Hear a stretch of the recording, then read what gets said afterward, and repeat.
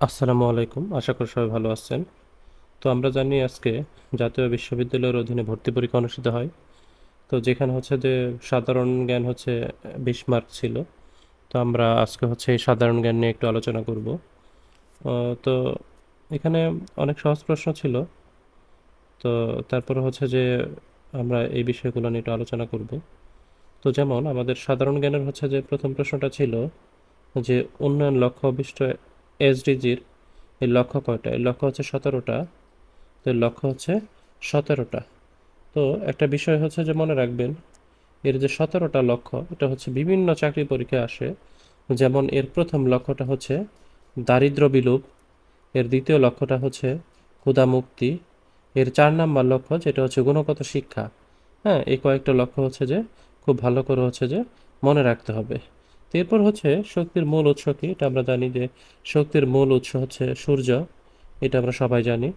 এরপর হচ্ছে বাংলাদেশের জাতীয় সংসদে নির্ধারিত আসনে মহিলা সদস্যের সংখ্যা কত? এটাও আমরা জানি, এটা হচ্ছে 50 জন।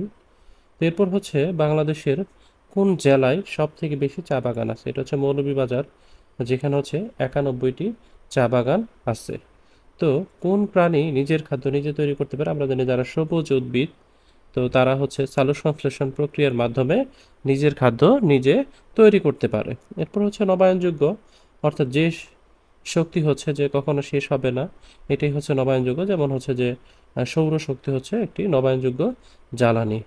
এরপর হচ্ছে জুলাই অভ্যুত্থানের প্রথম শহীদকে? আমরা জানি জুলাই অভ্যুত্থানের প্রথম শহীদ হচ্ছে আবু সাইদ, যিনি হচ্ছে যে বেগম রোকেয়া বিশ্ববিদ্যালয়ের ইংরেজি বিভাগের ছাত্র ছিলেন। তিনি হচ্ছে যে 16 জুলাই শহীদ হন। তো এটা একটু ভালো করে জানবেন, এটা থেকে চাকরির পরীক্ষা হচ্ছে যে প্রশ্ন থাকে। তো এই পর্যন্ত অনেকগুলো পরীক্ষা হচ্ছে যে এই প্রশ্নটা এসেছিল। তো সেক্ষেত্রে হচ্ছে যে আমরা আরেকটা জানবো। 8 নম্বর প্রশ্নটা হচ্ছে গণপ্রজাতন্ত্রী বাংলাদেশ সরকার কবে গঠিত হয়? তো এটার হচ্ছে যে সঠিক উত্তর নাই। এটা হচ্ছে 10 এপ্রিল হচ্ছে গঠিত হয় এবং 17 এপ্রিল হচ্ছে শপথ গ্রহণ করে।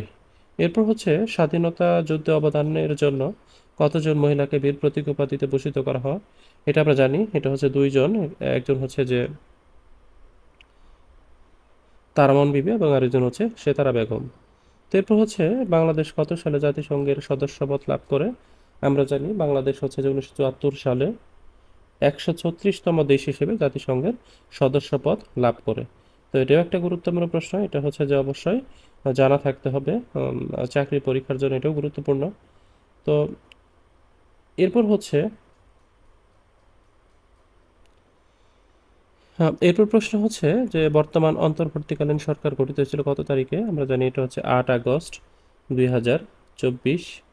তো গ্রামীণ ব্যাংকের প্রতিষ্ঠাতা প্রফেসর মোহাম্মদ ইউনুস কত সালে এবং কোন বিষয়ে হচ্ছে নোবেল পুরস্কার পান? আমরা জানি এটা হচ্ছে 2006 সালে শান্তিতে তিনি হচ্ছে যে নোবেল পুরস্কার পান। তো বাংলাদেশের জাতীয় পতাকা ডিজাইনার কে? এটা হচ্ছে যে কামরুল হাসান। তো বাংলাদেশে সব থেকে বেশি বৈদেশিক মুদ্রা অর্জিত হয় কোন খাত থেকে? আমরা জানি পোশাক, অর্থাৎ তৈরি পোশাক থেকে হচ্ছে যে আহ, বাংলাদেশ সব থেকে বেশি বৈদেশিক মুদ্রা আয় করে থাকে। আন্তর্জাতিক নারী দিবস, এটা আমরা জানি 8ই মার্চ। 8ই মার্চ হচ্ছে যে আন্তর্জাতিক নারী দিবস। এরপর হচ্ছে যে মুক্তিযুদ্ধের সময় বাংলাদেশে কয়টি সেক্টরে ভাগ করা হয়? আমরা জানি 11টি সেক্টরে ভাগ করা হয়। সার্ক কোন সালে হচ্ছে যে প্রতিষ্ঠিত হয়? তো এটা আমরা জানি যে 1985 সালে ঢাকায় সার্ক প্রতিষ্ঠিত হয়। হ্যাঁ। এরপর হচ্ছে বাংলাদেশের জাতীয় দিবস 26শে মার্চ কত সালে হচ্ছে যে জাতীয় বিশ্ববিদ্যালয় প্রতিষ্ঠিত হয়? এটা হচ্ছে 1992 সালে জাতীয় বিশ্ববিদ্যালয় প্রতিষ্ঠিত হয়। হ্যাঁ, এটা হচ্ছে গাজীপুরে প্রতিষ্ঠিত হয়।